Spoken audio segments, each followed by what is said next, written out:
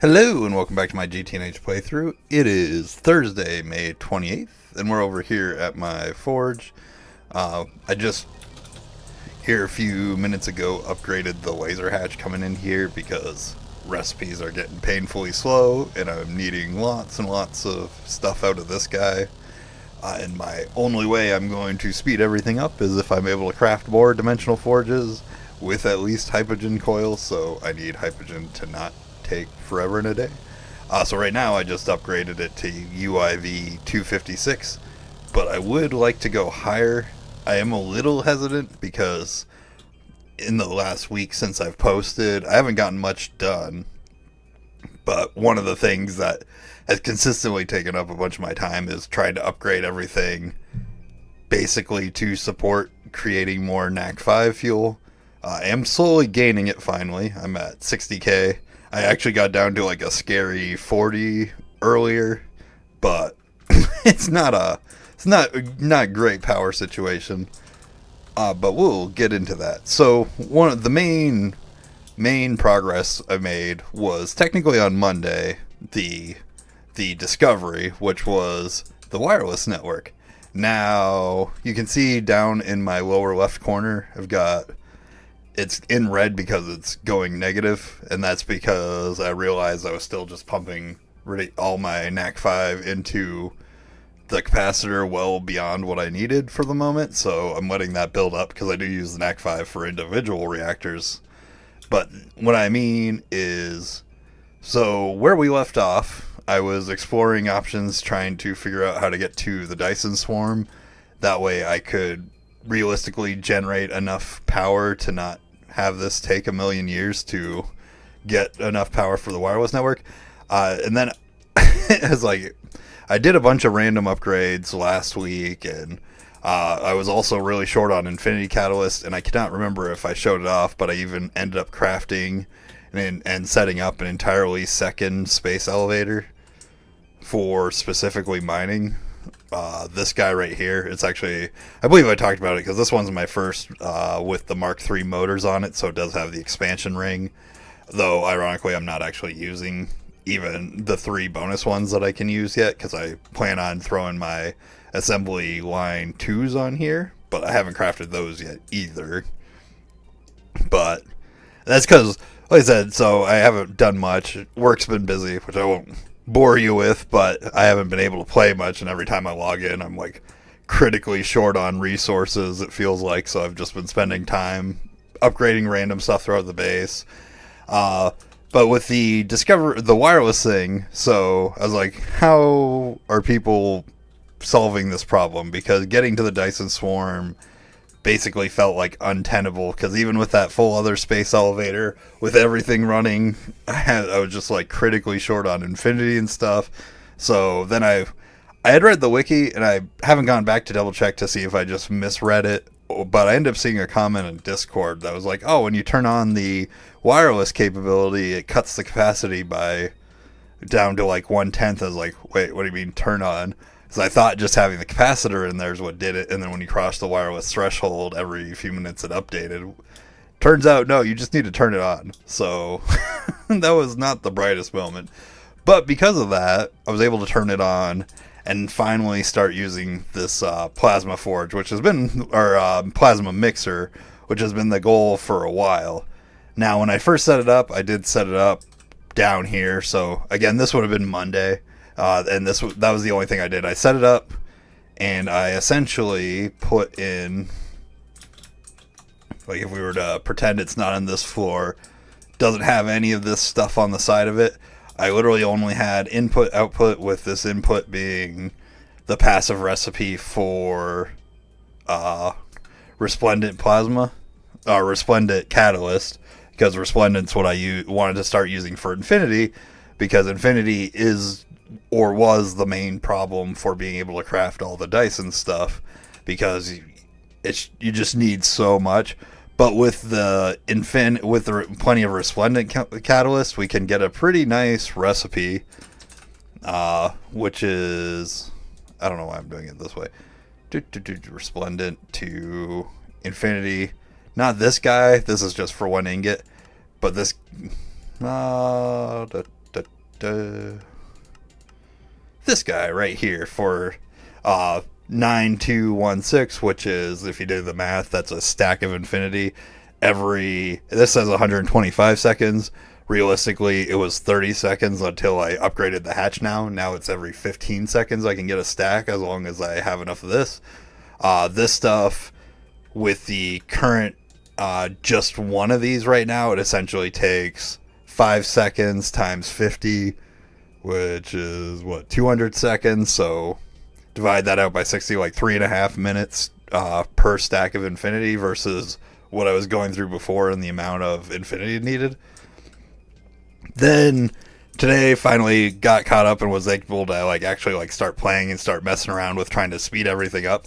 So even though I could technically more infinity that way, I just had it on passive. I didn't have on demand for all that stuff set up. So there are 2 places I upgraded my on demand. Now, this guy is basically just here at the moment for my recipes that require things that aren't resplendent catalyst, and I still have these kind of set up in a janky way. Oh, I have a lot of resplendent in here too. Interesting.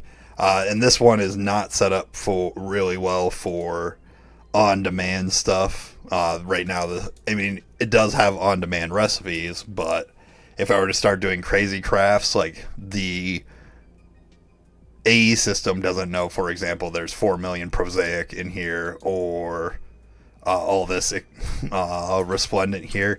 And I will fix that eventually, relatively soon, but I don't plan on fixing that till I can set up at least 1 more dimensional forge, maybe 2. And the only reason I say that is because the way this guy reads recipes feels really random. For some of them, it feels like it tries to just do it by default on the higher catalyst available. Sometimes it does it by default on the lower, which just messes with the on-demand. So right now, this guy with the hypogen coils only does recipes that has resplendent. I do have it set up so in theory it could do more if I ever change it or swap it to a different one. But at the moment, all these recipes in here are ones that use resplendent. And as soon as I did that, I started looking around to at things that I should change and start trying to speed up. For example, superconductor base ingots are something even that are still relatively slow, even with the Mega EBF and Mega Vacuum Freezer and those being on lasers. So these recipes are substantially faster, and we can get more throughput. Plus, it keeps the Mega EBF from clogging up too much. I have been tempted to build a second one for my really high speed recipes, because it's really depressing to wait on 1 Titan steel behind, backlogged behind thousands of Nequardia or something, which Nequardia doesn't take very long. We just craft tons of it. But yeah, the basically what we've got going on here is it's kind of goofy with all the circuits we have. But so over here, this one's LUV, which happens to have a circuit 6, and this is the only thing I've come across for circuit 6 on here. But it is also made by a bunch of different ingredients. So they go here are these 2 different quad hatches. If for some reason this thing was out of hatch room, because it really doesn't actually get that many, I could have done a input hatch, stocking input hatch with a ME drive to store all the fluids that this guy dumps in, and then have them pull in that way if I needed to reduce the number of hatches here, and might still have to depending on what I come across. Over here, this one's a circuit 2, which gets our infinity. It's the only recipe currently in this guy. And then this one over here is circuit 1 or generic, and that captures everything else. So all the superconductor bases that can be crafted in the forge are in here now, as well as the upgraded hypogen recipe. I did throw in space-time, though I haven't crafted anything with space-time yet, and chromatic glass. The reason I threw the space-time in here, though, is because I got really excited when I saw that the... let me do Eternal. This Eternal Singularity recipe, instead of using this recipe, which requires... I think it's literally every singularity. you can do this one, which is 100 seconds, but I was like, oh, I do have space time now, except for this part down here. Requires stabilized black hole. So I did start setting up to be able to craft this guy, but I know there's a little bit of logic stuff that goes into it, so this should be something we hit soon, because I do need this for getting UIV components as well, because UIV components require, let's see, super dense transcendent metal. Yeah, this guy requires a stabilized black hole, and each of the UIV component blocks requires one of these. So we do need that black hole thing sooner than later. And UIV components, I'm getting a little ahead of myself, component blocks are the next thing I want to aim for after this, but one step at a time. So yeah, that's how this guy's all set up. Oh, the more important part. So I did change, because if this guy's running, you slowly get a bigger and bigger discount on the catalyst, and if it's constantly running, you can get up to like a 50% discount, I think is what it says. But obviously you can't really trust AE2 to like your pattern. You can't pattern for that and take account for it. So the way I set it up is all three of these have like the standard approach for two dual interfaces into storage buses, which is what you do if you have solid and liquid, basically. But instead, down here we have fluid storage buses set with a high priority. And I just realized that one's not even on. That's funny. Quartz. Hopefully I haven't needed any superconductor LUV. That should fix that. Anyways, and then up here on high... Actually, you know what? We need to break this. There's a problem there that I'm realizing that I didn't do. So what I didn't do is, so we've got high priority. What I didn't put over here was the catalyst. And hopefully nothing went in there. Good. No. I didn't have a superconductor LUV trying to craft. I basically need to set up the filters up here, because this is set to a high priority to only accept the catalyst. And then this guy will be good to go. But that's what's going on here. It dumps all the ingredients, including the catalyst. They come down here. And then we just have plenty of storage for any catalyst that's left over. And then every once in a blue moon, when I know this guy's not running, and I don't have any, I don't have to worry about messing up any recipes, I can come over here and grab the excess out. I'm not too worried about it. It's kind of nifty to see how much excess we end up getting in here. But that is basically this setup. For the mixer, so like I said, I originally just set it up for passively crafting Resplendent, which is the Infinity one, but I also wanted to be able to do on demand and turn off these really slow on demand guys down here, which you can see I don't normally, but I actually went and harvested the UEV energy hatches, because I'm down bad for Infinity at the moment. What we got going on is basically set up in priorities, just to keep had to do them different priorities so that I'm able to actually have all these on the same guy, since all of them require the same ingredients, just as they go upwards in what catalysts they are. They just require more ingredients. The way I set up the priorities is I basically put Resplendent as the lowest of the group, besides the passive Resplendent, just because I am constantly crafting this, and I don't have very many recipes that need the other three. And then from there, I just have them set up in kind of arbitrary priority. And all of these are kind of what I described I would do if I need to free up a hatch, where essentially we've got the pattern here, we've got a stocking input hatch, and then we have an ME drive that has room for everything getting dumped into storage, with the hatch pulling in all the ingredients that we need to craft the recipe. And then this guy just constantly runs. Like I said, it runs off of wireless, so there's no other cords needed. It's just, like I said, it was originally on the bottom floor. I just turned it off, used the copy paste on the matter manipulator, moved it up here, and we're good to go. And that has mostly been it. Like I said, there's been a ton of little upgrades. For example, I got really short on iridium, so in my quantum forges, or quantum transformer, QFTs, quantum force transformers, that's what I'm thinking of.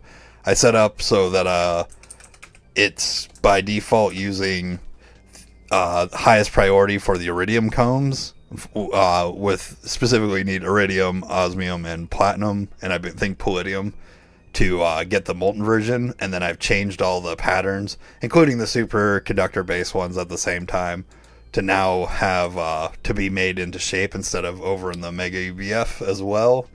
And I had to do that because I was actually running out of osmium as well. So iridium for on-demand crafting I was out of, and osmium for over here.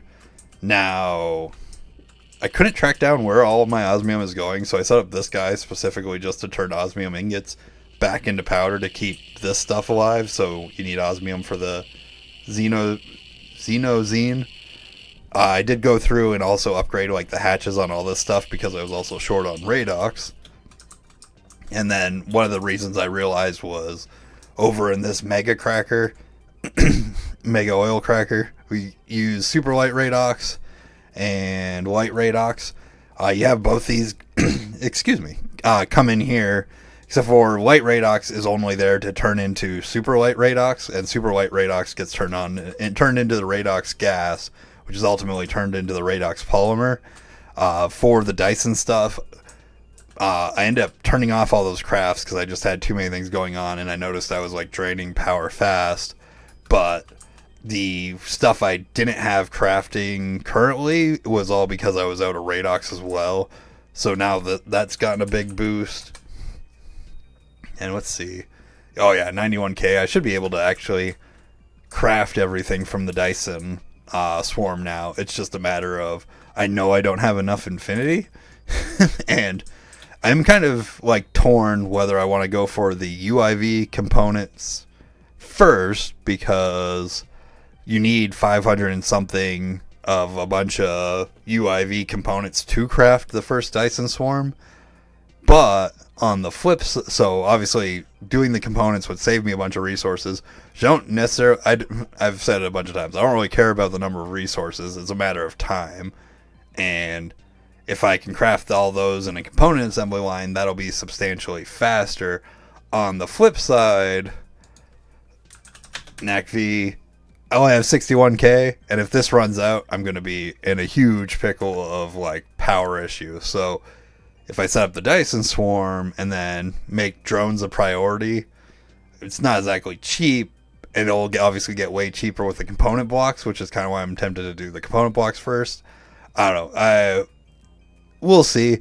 If I do go component blocks first, I'll have to set up the black hole compressor first and then be able to do the component blocks, because I think otherwise I'm actually able to craft them besides the let's see, before it gave me a bunch of errors. Let's see, if I go try to craft it, is it only transcendent metal? Yeah, the transcendent metal plates. Now if the black hole thing works the way I think it does, I should just be able to set it up and get everything ready to craft these 43 and craft it in one cycle before the black hole collapses, if I'm understanding it right. As well as craft a few eternal singularities to make more of these guys to then speed up. So I'm tempted to go that. I don't know. We'll see. I'll keep an eye on my NACV. I think I'm going to aim towards the component blocks while like slowly building up the Dyson items that I need, which I have been doing. If we go over here, got the main controller unit, got some of this stuff, but I still need 128 of these, 138 of these, 32 of these, one of these, which this thing's really expensive, and 72 of these, also really expensive, and I think it's 61 or 81 of these, something like that. Either way, need a lot to go into it, so that's kind of where I'm at, and hopefully if I don't have one tomorrow, a video tomorrow, I'll definitely have one this weekend, because I should be able to make some progress tomorrow. But we will see. Anyways, sorry for the long gap between videos. I hope everybody's had a good week so far, and I will see you relatively soon. Have a good night.